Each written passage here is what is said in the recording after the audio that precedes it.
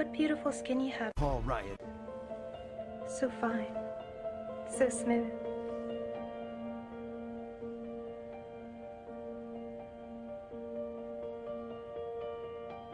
I have all the characteristics of a human being. Flesh, blood, skin, hair. But not a single clear, identifiable emotion, except for greed and disgust. Something horrible is happening inside of me, and I don't know why. My nightly bloodlust has overflowed into my days. I feel lethal, on the verge of frenzy.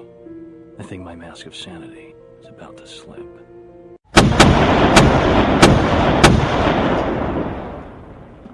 Back in 2000, Mary Harron directed American Psycho, based on the Bret Easton Ellis novel of the same name. The protagonist, Patrick Bateman, is a wealthy executive who, as his monologue indicates, has no emotions save greed and disgust. Why is this relevant? Well, if you've been following politics in America, you probably already know.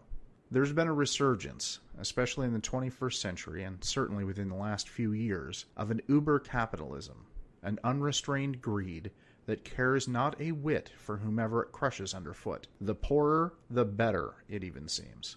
There's no greater example of this than the election and subsequent farcical presidency of Donald John Trump. With his ascendancy to the Oval Office, Trump signaled that the worst elements of humanity were free and clear to wreak whatever havoc they chose, provided Trump got the proper adulation and the pack of 80s teen comedy villains sprung from his loins got to make money. Like Patrick Bateman, Trump and his cronies appear to be able to say and do the most outrageous things, blatantly, in plain sight, and yet remain free, clear, happy, and still making money. Later in the episode, we'll talk about the AHCA, voter suppression, and other unsavory moves made by the Republican Party to maintain their grip on power, fatten their wallets, and hurt as many poor people as they can in the process. But for now, I want to talk about the acquisition of wealth. Neither AJ nor I are religious anymore. However, like many atheists, we spend a lot of time with the Bible beforehand. But even those with no experience with religion have, at some point, heard a variation of the admonition in Matthew that, quote, "It is easier for a camel to go through the eye of a needle than for a rich man to enter into the kingdom of God," end quote. Yet despite this message, the Republican Party, which prides itself loudly on its adherence to the principle, quote, that God bestows certain inalienable rights on every individual, thus producing human equality, that government exists first and foremost to protect those inalienable rights, that man-made law must be consistent with God-given natural rights, and that if God-given natural inalienable rights come in conflict with government, court, or human-granted rights, God-given natural inalienable rights always prevail, end quote. That's 4 God references in one semicolon sentence, in case you were wondering. The party routinely attacks programs designed to assist the poor, while seemingly unfazed by corporate welfare that awards billions to private companies, often without corresponding taxation on those companies' profits. They routinely attack Medicare, Medicaid, Social Security as expensive, as drains on the government, and, quote, entitlements. Never mind that working people and their employers pay into those programs with the understanding that when they need them, they will be available, because they're considered mandatory budget expenditures. So yeah, I guess they are entitled to the programs they paid for. The most recent, and to my mind, one of the most egregious examples of this behavior was the constant braying to, quote, repeal and replace, end quote, Obamacare, despite the fact that millions of people who had been previously uninsurable were now able to afford medical treatment. With Trump stumbling almost accidentally into office and Republicans controlling the House and Senate, the time finally came for them to make their move. And they promptly fucked it up, causing Trump to withdraw the first attempt. But zombie AHCA has risen from the grave and has now passed the House. Again, we get more into details in today's show, but the thing I have to mention is that Republicancare will, while fucking the very people Obamacare managed to protect, provide over $880 billion in tax breaks for the wealthy. Let me repeat that. Over $880 billion. How much medical research could that money fund? How many schools? How many sick people could be treated with that money? We'll never know, because that money is going to stay in the pockets of people who already have more money than the average person can even comprehend. People who will never be concerned that they'll lose their home due to medical expenses. People who don't have to decide between prescriptions and food.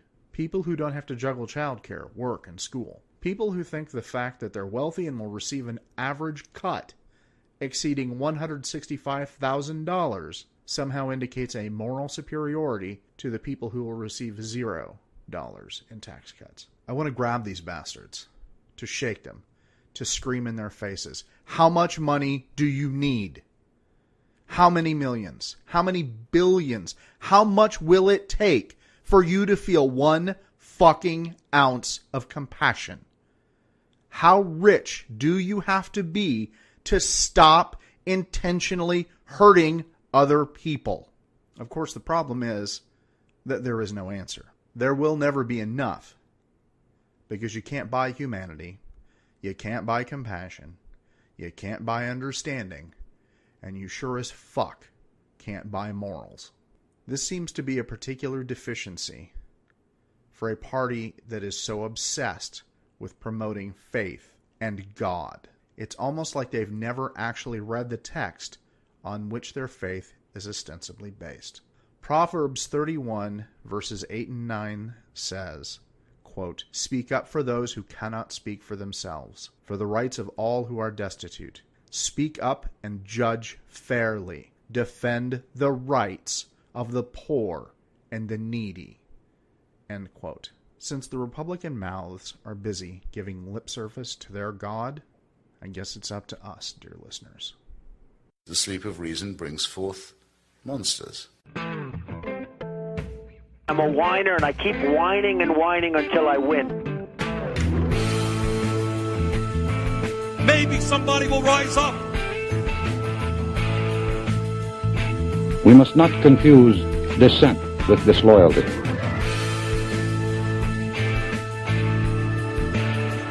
Welcome to Swing State, an aggressive, progressive, critical, and political podcast from the middle of the Midwest. Welcome back to Swing State. I'm Lewayne. I'm AJ. This is episode 17, and I don't have anything clever to add because I'm still stunned that the AHCA passed the fucking House, despite not having a CBO rating and ensuring that millions will probably die from treatable conditions. For those of you who weren't aware, I'm not sure how, but if you weren't aware, the American Health Care Act passed the House the other day and is now on its way to the Senate. This is the zombie creature that was supposed to have died already back before. But the Republicans, give them credit, man. They're tenacious. They have now passed a bill that is so universally despised that, I think the thing that they were celebrating at that little shindig afterwards was that the Senate is going to rip it apart and do something completely different, which then, of course, begs the question why they put their constituents through this agony of passing a bill that if you just look through, like, tick, tick, tick, what are the features of the bill, it's a fucking disaster. Well, yeah. You and I were talking about this a little bit beforehand. I honestly think it's a calculated move to basically stroke their constituents, whoever is still remaining, and to still appear like they're doing something, knowing full well that they're not going to do a fucking thing. It'll be the Senate's problem. Because, as I mentioned in the beginning, there's no CBO report. It can't do shit without the CBO report. And just to kind of stick on that topic real quick, I'm going to walk you guys through a few things from a Vox article, but one thing just to cherry pick out because it's timely here. The Congressional Budget Office estimated in March that the Republican bill, that's the first Republican bill, not the current one, would mean 24 million fewer people would have health insurance coverage by 2026. Since then, Republicans have made significant changes to the bill. They have added waivers from Obamacare's community rating provision, for example, a provision that would likely cause even more people to lose insurance. They have also added more funding for programs to cover sick people, a change that might reduce the number of uninsured. Republicans have not, however, significantly changed the Medicaid provisions of the AHCA, which are also the source of most coverage loss in the CBO report. The nonpartisan agency estimates that 14 million fewer people will have Medicaid by 2026 if the AHCA passes. How many? 14 million fewer people will have Medicaid by 2026, but that's just the start if we want to get into... Right, I was still just back on 14 million people without getting into any other details. Just right off the bat, 14 million people skimmed right off the top. How the fuck do you look at the people you're supposed to represent and say, yeah, that's totally cool, I don't care that 14 million of you are just going to be fucked right off the bat, and more of you are going to be screwed as time progresses? And I'm sorry, I am not at all comforted by hearing that a Republican Senate with a Republican president is going to be the answer. That's my hope, is that I have to count on a Republican Senate to fix the bill. You have to understand, this is basically like telling me that the cancer is passed from the small intestine to the large intestine, or vice versa, whichever one seems more appropriate for the size of the congressional bodies. But unfortunately, the cancer is still present, which is the problem in the first place. Let's step back a minute and I want to take you through a couple of the features as listed in this Fox article called the American Health Care Act, the Obamacare repeal bill the House just passed explained. It's just a simple walkthrough. So, segment 1. Some of Obamacare's signature features would be gone immediately, such as the tax on people who don't purchase health care known as the individual mandate. 2. States would have the option to get waivers from 2 of Obamacare's requirements, that insurers cover essential health benefits and that they charge the same price to everyone regardless of their health history. So we just need to stop right there. Let me repeat that. States would have the option to get waivers from the provision that insurers cover essential health benefits or that they charge the same price to everyone regardless of their health history. That means pre-existing conditions. You're going to hear that term a lot, not just probably in this show, but throughout the next several months, because that's a massive hang-up for anybody who's looking at this rationally. And if you're sitting here in the state of Iowa going, oh, but, my congressman like David Young sent me in an email saying, oh, it's going to be fine because we have a law in Iowa that says that you can't ask people about their health history when signing up for insurance. Well, now a Republican state gets to determine if that's still the case. One of the things I found sort of interesting about this when we were sort of researching it, we mentioned before the CBO report didn't happen yet. Okay. The CBO is required by law to produce a formal cost estimate for nearly every bill that is approved by full committee of either the House or the Senate. The only exceptions are appropriations bills, which is not something that this falls into. Now, the House sort of jammed this through really quick, all of a sudden, out of nowhere. It's like, hey, we got to get this in right now. Members of the Senate, including Roy Blunt, Republican Missouri, oddly enough, said in an interview that the Senate would wait for a CBO score before proceeding. If that's the case, what the fuck was the hurry? Okay? That's not, we have to hurry up and fix the system. That's, we have to hurry up and shove this shit through before anybody looks at it too close. I think that's because we were only about halfway through Vox's list of terrible shit about the bill, and about 3 more down after the part about the Medicaid expansion being phased out by 2020 and the bill also cutting Medicaid in other ways. This bill, I think here's your CBO answer. Why did they just ram it through? Because the bill would cut taxes for the wealthy. It's a giant $883 billion tax cut. So basically, here's the quote from the Vox article. Obamacare included a tax increase that hit wealthy Americans hardest in order to pay for its coverage expansion. The AHCA would get rid of those tax cuts that add up to $883 billion, the majority of them benefiting the wealthy, according to the Congressional Budget Office. Obamacare was one of its biggest redistributions of wealth from the rich to the poor. The AHCA would reverse that. So why can't you wait for a CBO report? Because you don't want to know what the budget's going to be when you cut taxes on the wealthy by, nearing $1 trillion. But what about the deficit? Somebody please think of the shareholders. Did you say $880 billion? $883 billion. $883 billion. That $3 billion. I don't have that extra 3 in under my sofa somewhere, Holy shit. So our budget is going to be reduced by $883 billion because of this tax cut. But not to worry, because we're going to be cutting Medicaid and we're going to be freezing the Medicaid expansion. So understand this. That'll make it all up then, right? Right. Poor people. Keeping poor people alive, Lewayne, that costs money. That costs a shit ton of money. And that's just not necessarily. We have robots now, so we don't necessarily need all these people. I'm sure Republicans are thinking, guys, this bill, it's Republicancare, it's Trumpcare, whatever you want to call it. It is a tax bill disguised as health care, which basically rips health care to cut taxes again on the wealthy. So let me try this from a different angle. How, for any of you who might be either conservative or Republican, listening to us out of irony, whatever, how the hell do you look at this thing, this fucking monstrosity, and go, oh yeah, that's the best thing that could possibly happen in healthcare for America? So how do you fix it? There's many different ways, by the way. Everybody's got to be covered. This is an un-Republican thing for me to say, because a lot of times they say, no, the lower 25%, they can't afford private. But universal health care. I am going to take care of everybody. I don't care if it costs me votes or not. Everybody's going to be taken care of much better than they're taken care of now. The uninsured person? Right. He did say everyone would be covered. So, this is utter nonsense. If anything like this bill passes the Senate, you think Republicans are just going to turn around and help you out or something? I mean, I don't know what because they've had a history of doing that. Exactly. That's the problem that I have in my head trying to figure out Trump voter, especially Trump voter in the South. How is this going to work out for you? I don't really see a lot of good roads forward. We, since the election, have been told that part of the reason Hillary lost, aside from the emails and all the other bullshit, was her inability to connect with white working class people. And when people say white working class people, particularly when they say white working class people in the South or in the industrial Midwest or the Rust Belt or whatever you want to call it, what they mean is poor fucking white people. Tell me how, particularly those of you in red states who already don't get enough spent on you in terms of healthcare, how do you look at that and think, oh yeah, this is definitely what I wanted. This is definitely going to take care of me.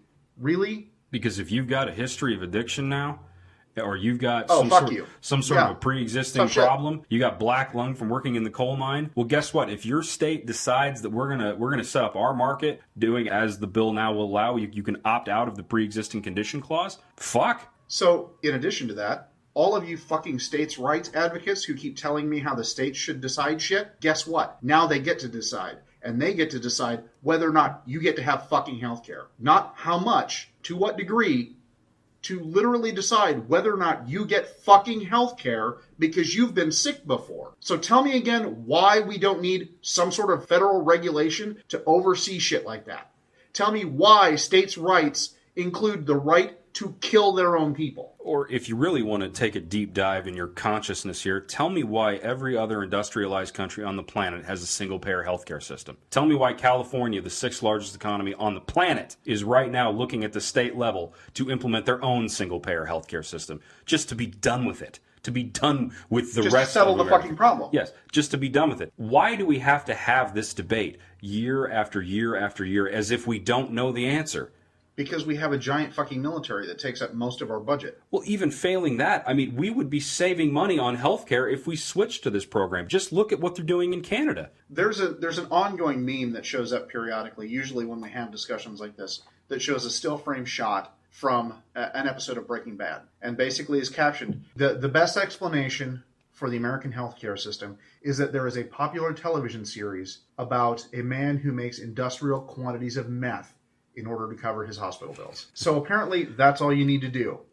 Just start making industrial quantities of meth and selling it if you want health care. Well, this is obviously not an advocation of you doing that. No, but if you're in the South or, one of the red states in the Midwest here, like we've got Iowa turning into Kansas right before our eyes, you may actually see some of that. This comes up a lot when we talk about health care, how expensive shit is, and how so-and-so doesn't want to have to pay for so-and-so's. I don't know if you guys know this, but we pay for so-and-so shit all the time. I don't need a military incursion into Syria.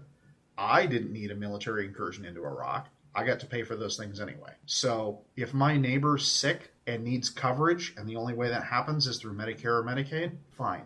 I am more than happy to spend $10 to fucking help him out. I just don't fucking get it. And it inflames the right to life crowd. The so-called pro-life conservatives who just wail and moan about socialism. They don't wail and moan when they're driving down the socialist interstate. But when it comes to getting health care, which is actually one of the things, life, liberty, pursuit of happiness, is one of the things that's kind of important. The right to life or the right to medical care without the fear of being bankrupted by something that could be completely random, that's beyond your control, that has nothing to do with bootstraps or anything else. Yeah, let's talk about that other fucking thing. That whole aspect that people deserve or don't deserve healthcare because of their fucking lifestyle choices or because of some moral failing on their part. My mom didn't get fucking cancer because she's a whore. My mom got fucking cancer because she was genetically predisposed to it. It's not a moral failing that cost her both her breasts. And for you to even consider the possibility that anybody you know deserves to suffer from any sort of treatable illness because you're a cheap son of a bitch, fuck you. It's just a complete lack of perspective, and it's not understanding where our money is spent. If you spend money on preventative care and you spend money on people up front, we can do so many things to spare people illnesses and to spare the expense of it. But instead, once again, if you're living in a red state with some Ayn Rand loving motherfuckers, your state can now opt out of covering the following: outpatient care without a hospital admission, known as ambulatory patient services, emergency services, hospitalization, pregnancy, maternity, and newborn care, mental health and substance use disorder services, including counseling and psychotherapy, prescription drugs, rehabilitative and habilitative services and devices which help people with injuries and disabilities recover or live at all, laboratory services, that's INR's blood tests, preventative care, wellness services, and chronic disease management. The stuff that is pennies to pay up front, and it saves you thousands, maybe millions in the long run if people prevent disease and take care of themselves with wellness services rather than go down the road of diabetes or something. And finally, pediatric services, including oral and vision care for children. So, fuck those kids that you made sure had to be born once they're born. They don't need to be taken care of. There is no excuse here for the Republican Party. I don't care that they think the Senate is going to fix the bill. The fact that anyone was willing to put their name on this, they should have this branded on their fucking head until the day they die, and then have it carved on their tombstone, I voted for the AHCA. It's a disgrace.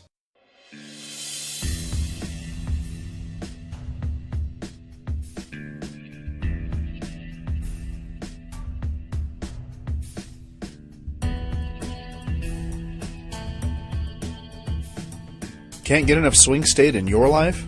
Follow us on Twitter at swingstate_show. Like us on Facebook at facebook.com/swingstateshow. Check out back episodes, our blog, and whatever other things don't fit on the podcast at swingstateshow.wordpress.com. That includes links to past episodes and individual broadsides on YouTube. If you want to send us love notes or hate mail, shoot it to swingstateshow@gmail.com. Thanks to all of you who listen, share, and comment. We really appreciate it. Now, back to the show.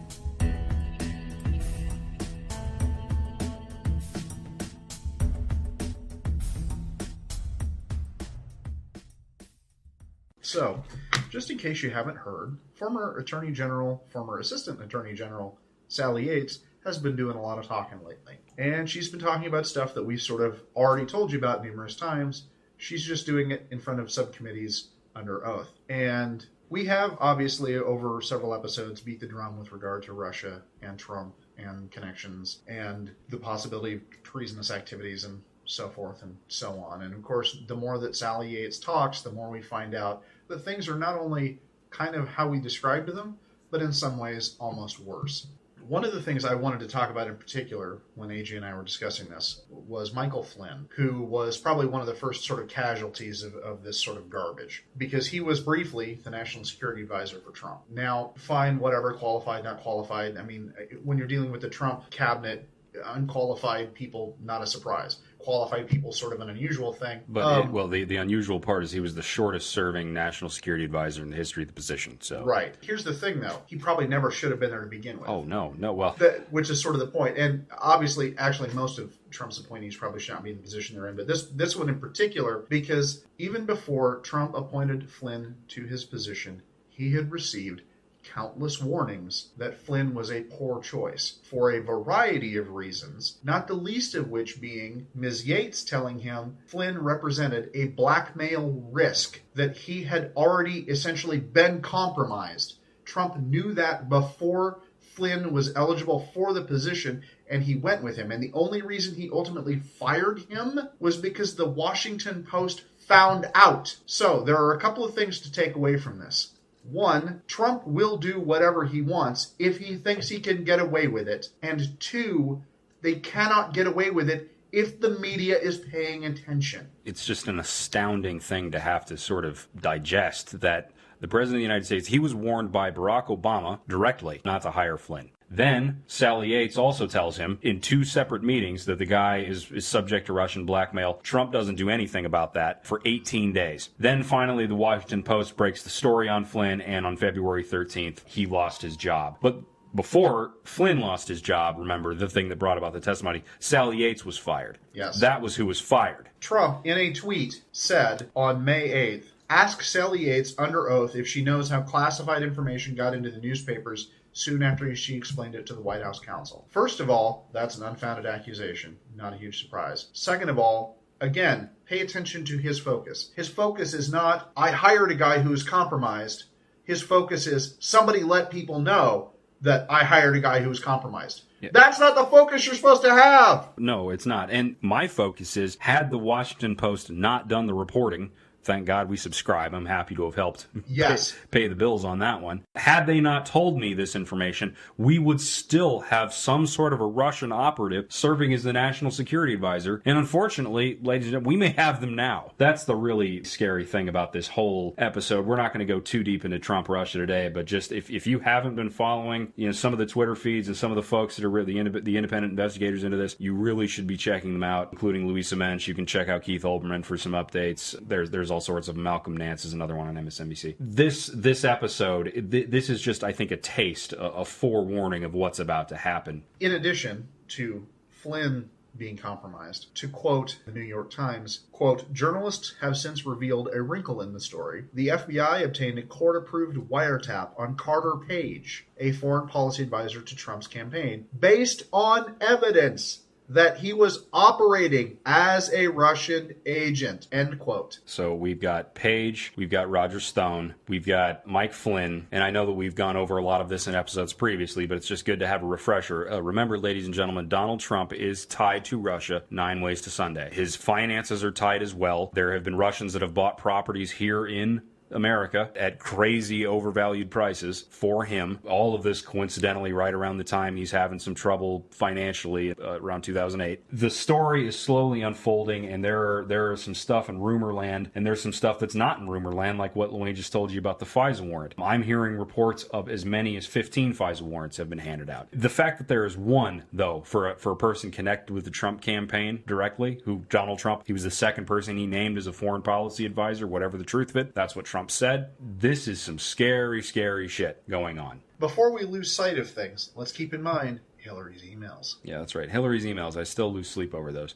Yeah, definitely. Well, that same New York Times article I was just talking about quoted Clapper as he's being grilled about this shit. Quote, it raises all... This is about Hillary's emails. This is what he's focusing on. Quote, it raises all kinds of potential security concerns. Let me repeat that again. It raises all kinds of potential security concerns. Her fucking emails, possibly not being on a secured server, are something that you're concerned about as potential security concerns when you have Russian operatives working for your president. And that's why James Comey was getting bent over the barrel in his meeting about, why did he have to, on 3 different instances, make some sort of public comment with relation to the email nothing burger, but yet we knew nothing officially about the Russia story. I mean, okay, if you followed Malcolm Nance, if you followed maybe Rick Wilson and some of the other folks Luis mentioned, you probably knew about what was going on in the fall. You probably knew an inkling of some of this. And if you followed some of the reporting on Manafort back in the summer, but as far as the FBI goes, it was radio silence. Now, I'm not going to... Look, man, I'm not going to go after James Comey. I don't think that he thought what was going to happen would happen. I don't see malice in any of his decisions. I could be wrong. I don't personally detect it when I'm hearing his answers and his explanations. The fact that we have Republicans, like our own Senator Grassley, that embarrassment at the hearing the other day, trying to turn this into a leaking problem. The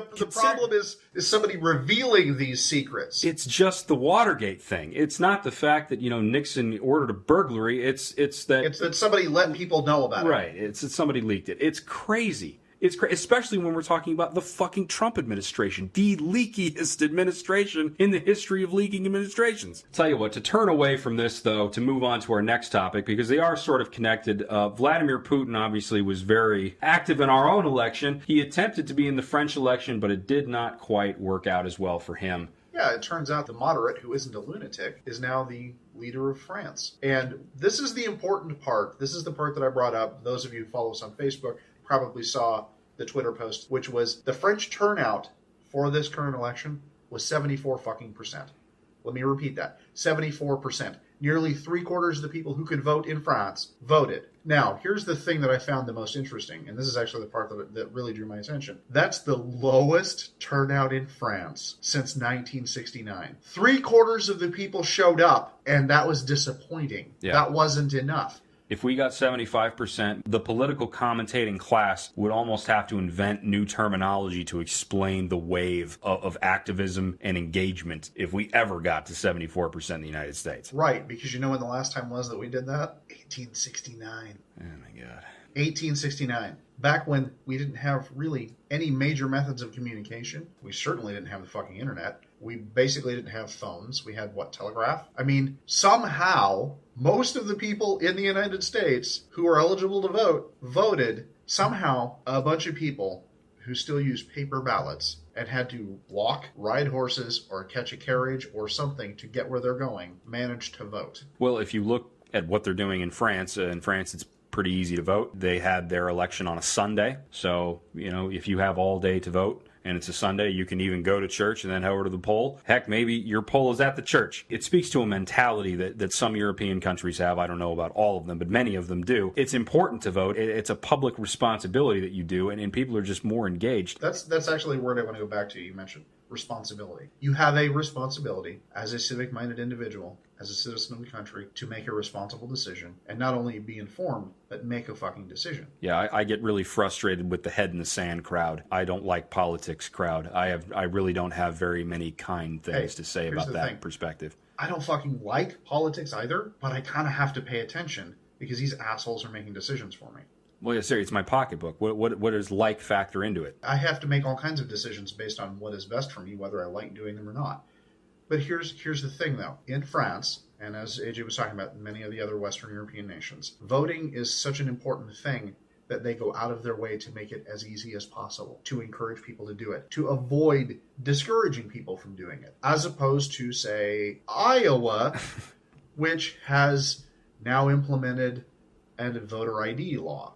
Recently, Terry Branstad signed a pair of bills. The first one was an abortion bill that prohibits the procedure in most cases after 20 weeks and requires a 72-hour waiting period. So that one's for you ladies, an old white man telling you what to do. The other is the voter ID law, which says that you're going to have to show an ID at the polls in 2019. I'm assuming it's a photo ID, or else what's the fucking point? Yes, it is a photo ID. According to the Des Moines Register, beginning with the June 2018 gubernatorial primaries, surprise, all voters will need to, quote, show a driver's license, non-operator's ID, military ID, passport, or new state-issued voter ID card, end quote. According to this, though, it says if voters don't have proper ID, they'll be asked to cast a provisional ballot. It doesn't really matter because it's the Republican Party selling you a cure for a disease that doesn't exist. This is simply an impediment between people and voting. That's all it's intended to be. And in case you believe that's not the case, the other thing that the law does, which frankly gives the game away, is it reduces the early voting period. So understand, the Republican Party, which swept into power nationally with the minority president who lost by 3 million votes, is now turning around, and here in Iowa, like they've done in many other states, they are trying to find ways to put impediments between you and the vote and to shorten the time when you can vote, which makes it less likely some people will. It's about driving down turnout. The GOP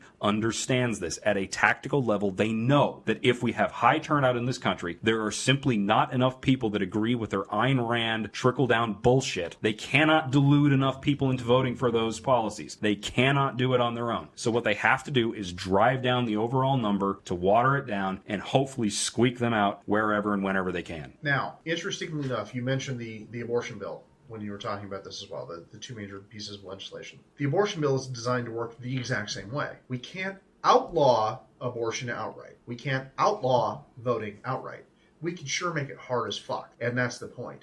That 72-hour waiting period that requires 2 separate visits, that's great if you live within a few blocks of a facility where you can get that done. But if you're a rural Iowan, to make 2 fucking trips into the city, maybe you're poor and don't have transportation. And if you have shitty healthcare, you're going to probably get dinged for both of those visits financially. Yeah. Almost certainly. Because it's not like there's Planned Parenthoods everywhere now. Yeah. So, again, what happens when this party cannot win legitimately, when they cannot achieve their goals legitimately? They circumvent the system. Yeah. They break the system to make it harder for you to do the thing they don't want you to do. Because they know they can't stop. And it's not just about the voter ID laws. Whether we're talking about the Supreme Court filibuster, where they literally stole a Supreme Court seat that legally should have gone to Barack Obama. By the Constitution, Barack Obama should have nominated his pick. Instead, they sabotaged it, and then they went and changed the Senate rule afterward to knock it down to 50 votes. So again, they can't win legitimately. They cannot make a legitimate argument for their goals, so they cheat. There's no other way to describe it. And gerrymander. And all of this is direct. The Republican Party is attacking democracy. The president is rush it up 9 ways to Sunday, and when he's not doing whatever the fuck he's doing, the lower ranks of the GOP, your normal conservative, is actively trying to suppress votes, change districts, and fuck with procedures so that only their party can basically execute their will. When your president is looking into a way to legally suppress people from making negative comments about him, you have somebody who is attempting to usurp democracy. When you have somebody who appoints someone that he has been warned multiple times is compromised and would, by extension, put the nation he represents at risk, and he chooses to put him in anyway, you have leadership that does not give a fuck about you or your country. And it's not just Trump, because for me, in my mind, I have a real chicken or the fucking egg problem with this. Because is it the Republican Party that gave us Trump, or is it Trump that's giving us this Republican Party? I submit to you it's the first. The Republican Party, as it acted throughout the entire time Barack Obama was president, the obstruction, trying to repeal the Obamacare law, which we suddenly find out is a 70% approval rating after he's gone. When a bunch of traitorous congressmen signed on to a letter that they sent to an enemy in Iran, telling them to not pay any attention to the deals from the president because they were going to usurp it as soon as he was out of office. A sitting congressman sending this about a sitting president. How the fuck do you look at that as anything other than fucking treasonous? Seriously. I'm not being hyperbolic. Yes. How the fuck do you look at somebody who puts their own interests over those of the people they have been hired to represent? And ladies and gentlemen, I know we're bouncing all over here, but moving back to the voter ID thing, there are Republican politicians on record crowing about how they got numbers down in elections through their voter ID efforts. Why would it be any different for a Ted Cruz or a Donald Trump? Well, I think Hillary Clinton is about the weakest candidate the Democrats have ever put up. And now we have photo ID. And I think photo ID is going to make a little bit of a difference as well. They're just celebrating it. It's not just Trump. And this is what really, to maybe kind of round up the show, we can talk just very briefly about. I am getting a little frustrated with the Democratic Party, and I'm real curious to see what the strategy is going to be going into 2018, because I don't understand why we are not at war with the brand of republicanism. Every argument is in our favor. None of them are in theirs. We have the numbers, we have the passion, we have the people, and we have the right ideas, both economically and socially. So what the hell are you waiting for? We have both in frustration and jokingly said, Hillary lost to the most easily beatable candidate ever. No, that's a fact, as far as I'm concerned. It's just a fact. Democrats, if they do not do something, if they don't show some fucking spine, we are going to lose the country to the most easily defeatable group of dumbasses ever. Our president, the Republican, is a fucking idiot. There's no other way to say it. And a malicious idiot, too. And a malicious one, who has filled his cabinet with people whose goals appear to be to profit as much as possible and do as much harm as possible to the people, again, they ostensibly represent. Some of them are doing that, and then you have Mr. Bannon, whose stated goal is to dismantle the administrative state. The third, broadly, line of work is what is deconstruction of the administrative state. Meaning the regulations that keep lead out of your pipes and shit out of your river and crap out of the air that you breathe. This party is held together by some sort of kindling wire, keeping racists and cranks and crackpots together with rich morons and money grubbers and power seekers. I don't understand how this can last, and I'm praying that the resistance that we're seeing to this, I'm an atheist and I'm praying, that the resistance that we're seeing to this in the streets is going to turn into a wave and just sweep them out. It has to. How the fuck can any of you who listen to this, or any of you who know people who are on the right or who are red staters, how can you look at a group of people that have basically announced it's okay to poison your water, it's okay to poison your air, it's okay to attack your vote, it's okay for us to do whatever we want, and we don't have to worry about how many people it harms? How do you look at that and say, yeah, those are the guys I voted for? Or say, oh, well, You know, that's politics. Yes! How can you not be engaged? Right. It's too late for people to just say that I'm not into politics, I don't like it, it's too hard, it's too frustrating. Ladies and gentlemen, sitting here in the state of Iowa, it feels like we're being, like, shelled by mortars. Political mortars. Every day you wake up and boom, boom, boom, boom. It's like, oh, what did Branstad do today? At the national level, every day Trump has got some other wacky, moronic concept that he's trying to foist on people who didn't vote for it. Every morning, when I get up and check news stuff, the first thing I think is, now what the fuck did he do? Damage report, right? Yes, exactly. Okay, here's the deal. We can obviously keep going on and on about what a bunch of fucking idiots they are. Okay, sure, we could, and we can go all Alex Jones and just rail and whatever. The fact remains that we can't just bitch. That's why AJ and I have the closing that we do. We can't just complain about stuff. We have to actually engage. Sometimes we have concrete ways in which we can engage. We can tell you about them and say, hey, you need to support John Ossoff because we need to start making things turn blue. As an update, he did not get the 50% he needed to just bypass the primary, so there'll be a runoff election. It's down to him and the Republican contender that we discussed. So it's down to a race. Fine, whatever. If you have a few bucks, pitch in. Yep, anything you can. Anything that we can do to start shifting things blue. Again, AJ and I have talked about this before. We're not inherently Democrats. The problem is they are the opposition party at this point. This is what there is available to us, because you can have all kinds of grand ideas about what the various independents mean. They don't have the power. We don't have time for them to get the power right now. Okay, we have to get the power out of the red hands. Then we can worry about whether or not we need other various liberal parties. Fine, whatever. And actually, 2018 would be a fine time to have a conversation about some independent congressmen and Absolutely. senators. Maybe it's the right time. If this is the time to talk about third parties, not 10 minutes before the national presidential election. Yeah, absolutely. This is definitely the time to be talking about independence. Fuck it. You know what? Run. If you have the ability to run, fucking run. David Young, my representative, who voted for the AHCA. Who actually, his office lied to me the day before about it. I called the day before the vote, and the guy on the phone told me that he had not changed his vote from a no vote, and then come to find out the next day he actually had. The message I sent to him, because he sends out these 60-second surveys periodically, they give you a question, yes, no, undecided, and then give you a spot for you to comment. I don't even remember what it was that he had sent me the survey about. I think it was something related to the Middle East. But the block that they give me to add additional notes, I spent railing on him about the goddamn AHCA vote, and I closed with, I will do everything I can to get you the fuck out of that seat, whether I have to run against you myself or find somebody to do it. You cannot do this. That is how we have to treat these guys. If somebody hurts you, if somebody abuses you, you cannot let that stand. You cannot continue to let it happen. There is a mechanism to get all of these people out of office legitimately, as long as it's still allowed to exist. And you know what? Especially when we're talking about Congress, they're all up again next time. So Get ready for 2018. Put it on your calendar, put it on your fridge, put it on your mirror, look at it like Rocky. I don't care what you do. Every fucking day, remember, you're that much closer. And until next time, organize, mobilize, protest, vote.